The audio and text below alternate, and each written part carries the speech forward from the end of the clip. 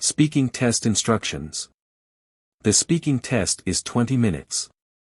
There are 8 tasks in the speaking test. Please try your best to answer all the questions.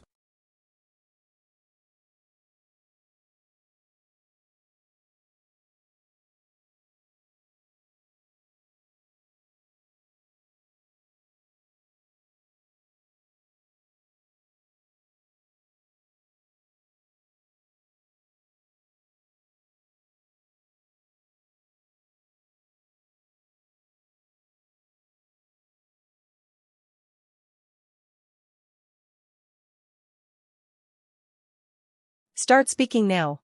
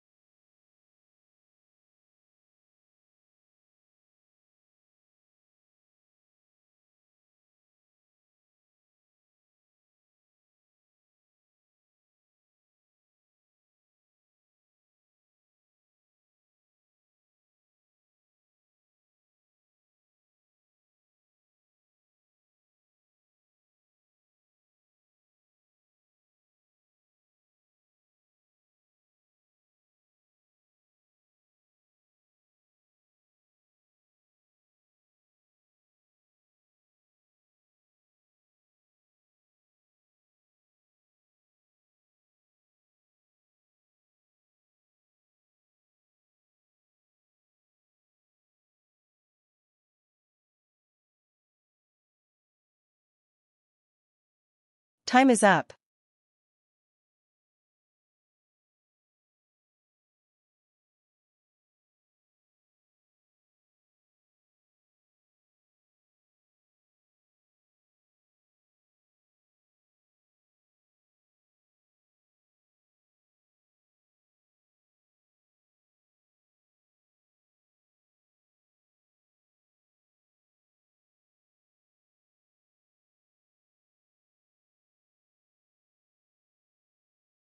Start speaking now.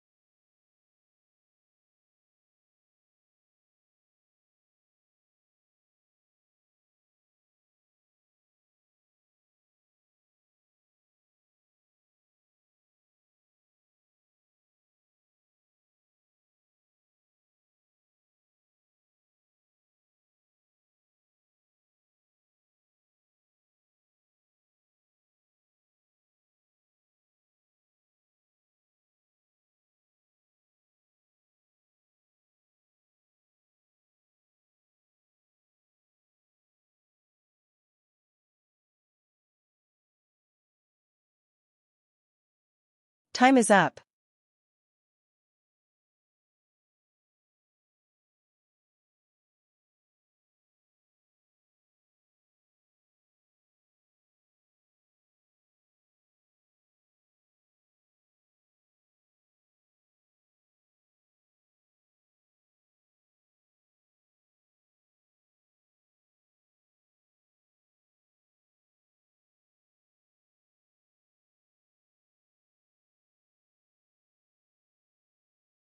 Start speaking now.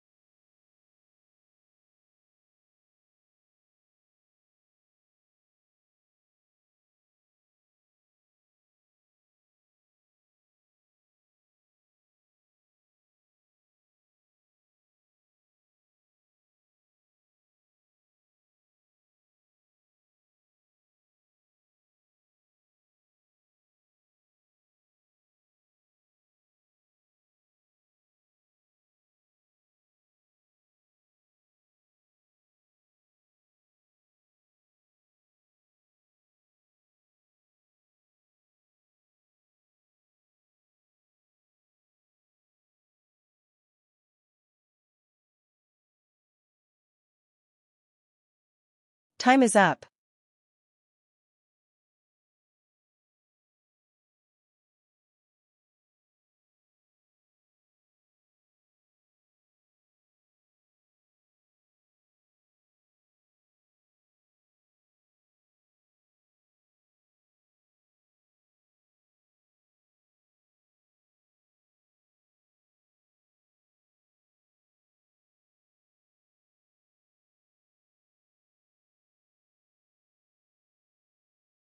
Start speaking now.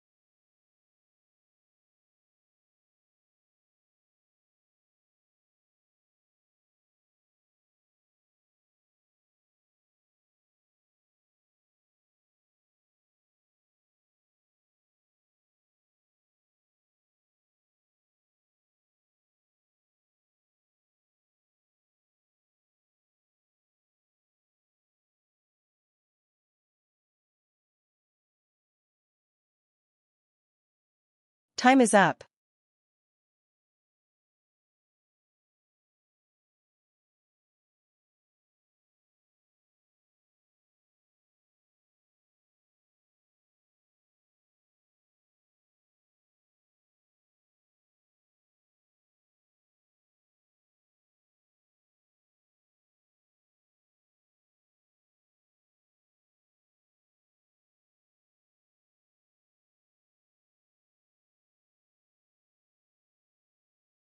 Start speaking now.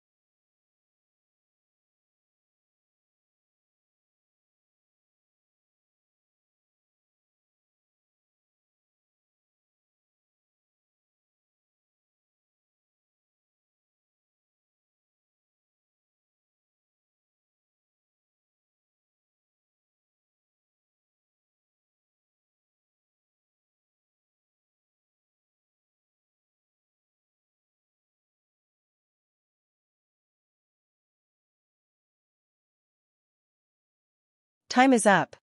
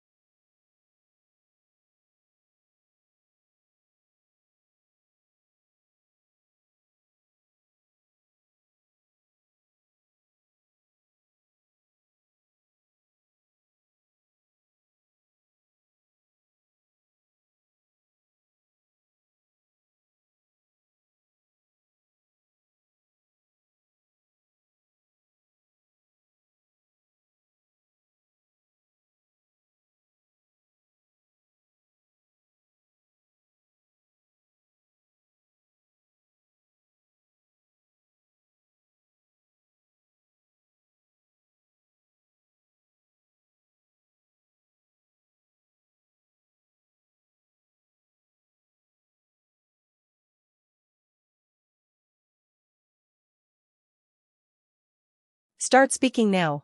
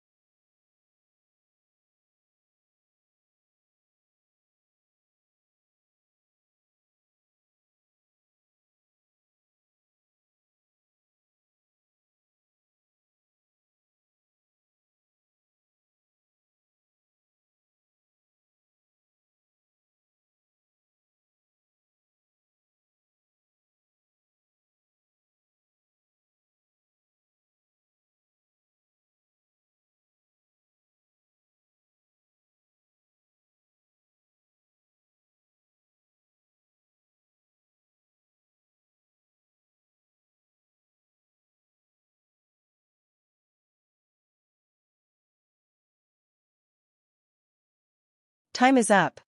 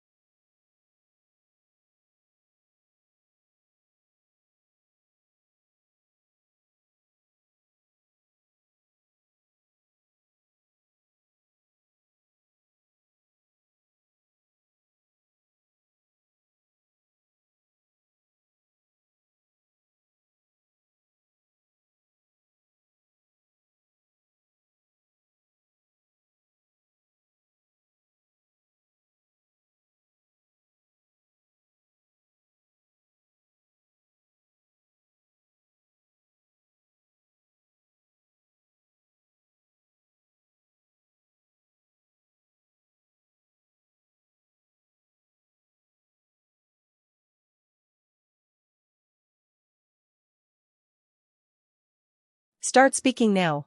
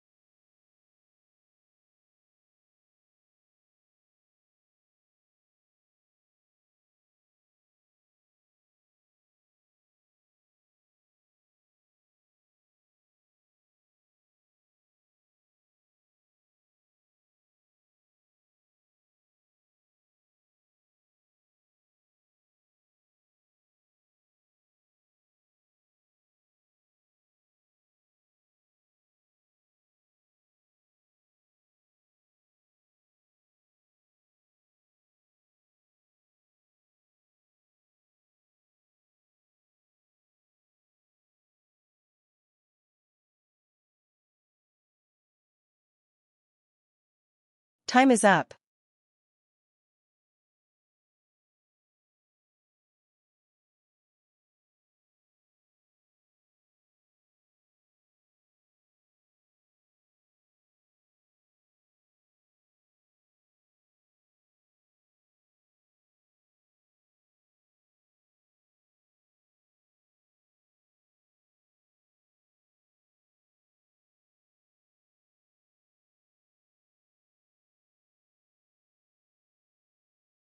Start speaking now.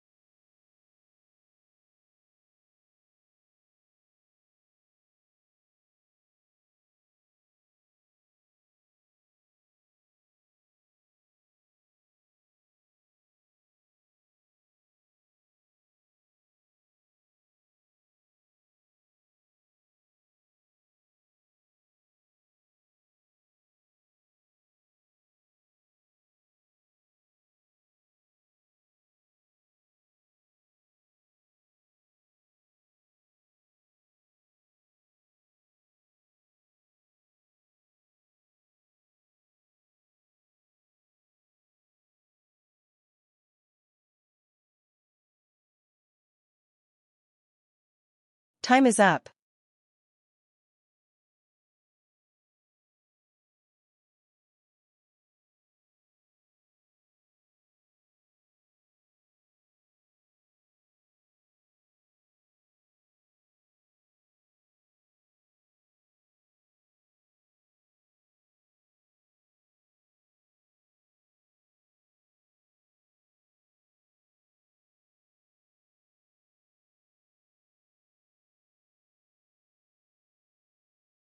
Start speaking now.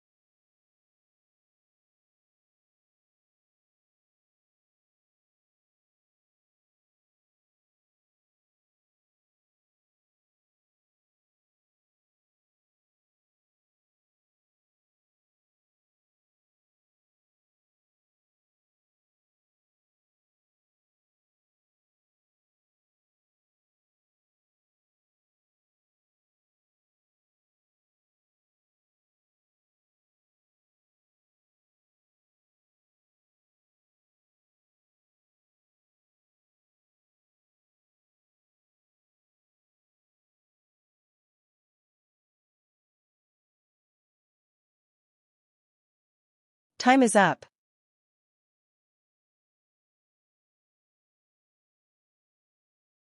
Hey Owen, I heard you're keen to start volunteering, but feeling stuck on which opportunity is right for you. That's such a common feeling once you realize how many options are out there, so let me walk you through a few ideas. First of all, think about what you're genuinely passionate about, whether that's animals, kids, or the environment, because you'll stick with something longer if it actually excites you rather than just looks good on paper. Another thing you could do is start small, maybe with a one-off event like a park cleanup or a food bank shift, so you can get a feel for the work before committing to something ongoing. On top of that, check how much time you can realistically spare each week, since some organizations expect a fixed shift while others are way more flexible with drop-in hours. What's more, don't be afraid to reach out directly and ask questions before signing up, since most coordinators are happy to chat. At the end of the day, there's no wrong choice here, Owen. Just pick something that feels meaningful to you, and I'm confident you'll find the right fit. Good luck, and let me know how it goes. I've been to plenty of community events over the years, but the neighborhood street festival I went to last summer really stands out. Before that, I had barely spoken to most of my neighbors. We'd just wave from our driveways. But that Saturday, the whole street was blocked off. Tables were set up with homemade food, and there was even a small stage with local musicians. Everything changed when an older woman from 3 doors down handed me a plate of her famous butter tarts and started telling me stories from decades ago. I immediately felt a warm sense of belonging I hadn't expected. By the end of the afternoon, kids were running through a sprinkler and everyone was laughing together.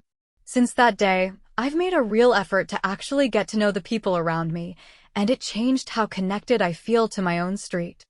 This picture shows a cozy public library on a rainy afternoon with a calm, quiet atmosphere throughout. Outside the window in the background, raindrops are streaking down the glass, giving the scene a relaxed, indoor refuge kind of feel. In the foreground, a librarian is scanning a stack of books for an elderly man leaning on a cane, and both are smiling warmly at each other. Over to the side, a teenage girl is sitting cross-legged on the floor, completely absorbed in a graphic novel. Nearby, a young mother is helping her toddler stack blocks, and the little one is giggling as the tower wobbles. In the background near the window, another librarian is gently signaling to 2 children racing down the aisle, one glancing back with a mischievous grin. All in all, it's a lively yet peaceful snapshot of everyday community life. In the next few minutes, I think several things are about to happen in this library. The elderly man is going to finish paying for his books and will probably head straight home before the rain gets any heavier outside. The teenage girl with the graphic novel might get so absorbed in the story that she loses track of time and misses the closing announcement. Meanwhile, the toddler's block tower is going to topple over any second now, and the mother will probably laugh it off and help her rebuild it right away.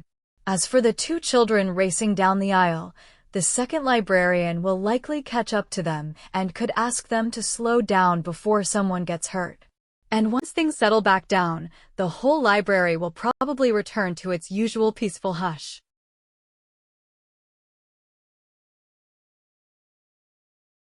Hey Ben, I know you're leaning toward that refurbished desktop, but I actually think the ultra-slim laptop makes way more sense for you.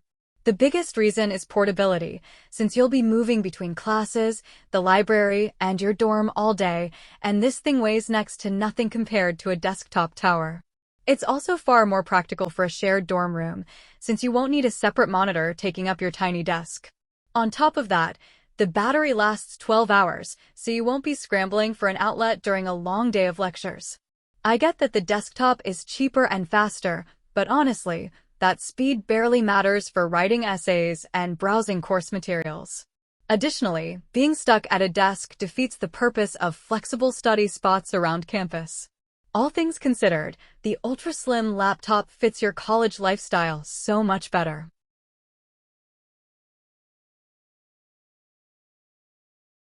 Hey Ben, I know the refurbished desktop looks tempting because of the price, but I really think the power laptop is the smarter pick for you. First off, it's still portable, which the desktop simply isn't, so you can bring it to the library, a study group, or back home without any hassle. It's also way more capable, with enough power to handle video editing or heavier coursework without slowing down, whereas the desktop specs will start feeling limited pretty quickly. What's more, you won't need a separate monitor, which closes most of the price gap. I get that the desktop has a faster processor for the money, but honestly, the flexibility of a laptop matters more for someone living in a dorm. As a consequence, you'd be trading long-term convenience for short-term savings. All in all, the Power Laptop gives you power and portability in one package. Hi Grace, I need to talk to you about watching your dog next week. Unfortunately, I'm not going to be able to do it anymore. My manager just told me I have to attend a 2-day conference out of town during those exact same dates, and it's mandatory, so I really don't have any flexibility on my end. I know this puts you in a tough spot so close to your trip, and I feel terrible about the timing. Having said that, I'd be happy to help you find a backup. I actually know a reliable pet-sitting service nearby, and I could even cover part of the cost as an apology for the inconvenience. I really hope you understand my situation, and let's figure out a plan together so your dog is well taken care of while you're away. Hi, I need to talk to you about the conference next week. I'm not going to be able to attend, unfortunately. I made a commitment months ago to watch my neighbor's dog while she's out of town, and those dates land right on top of the conference, so I honestly can't be in 2 places at once. I know the timing is frustrating since this came up last minute on your end too. Even so, I'd be glad to review all the conference materials afterward and brief the team on anything important I missed. I could also join remotely for the key sessions if that's possible. I really hope we can work something out here, since I don't want this to reflect badly on my commitment to the team. I firmly believe that restaurants should get rid of tipping and just build fair wages into their menu prices instead. Firstly, tipping creates a huge amount of unpredictability for servers, since their income can swing wildly depending on how busy a shift is or even just the mood of a table. For example, a slow rainy Tuesday can leave someone barely covering bus fare home, through no fault of their own. Secondly, the current system puts an unfair burden on customers to calculate the right amount, which creates a lot of awkwardness and guilt at the end of a meal. What's more, it can lead to inconsistent service, since some staff might focus more attention on tables that look likely to tip generously. Some people argue that tipping actually motivates servers to work harder. However, restaurants that have switched to built-in service charges show that pay can stay steady and fair without relying on that pressure, and staff often report feeling less stressed as a result. As a consequence, both customers and workers end up with a more transparent experience. So all things considered, I stand by the idea that raising menu prices and dropping tips altogether would be fairer for everyone involved. Hi Simran. You know how you've been searching for a quirky new armchair for your reading nook? Well, I just walked past a garage sale down the street, and I have never seen anything quite like this before. It's a massive armchair that's been completely reupholstered in this vibrant yellow rubber duck print fabric, covering every single inch of it. Sitting right next to it is a tiny garden gnome wearing sunglasses and a knitted scarf, like he's guarding the thing. There's even a half-melted popsicle just abandoned on the cushion, which honestly makes the whole scene even funnier. A few people walking by have stopped dead in their tracks laughing at it. It's easily the most fascinating thing I've seen at a garage sale in years. Do you want to swing by with me before someone snags it?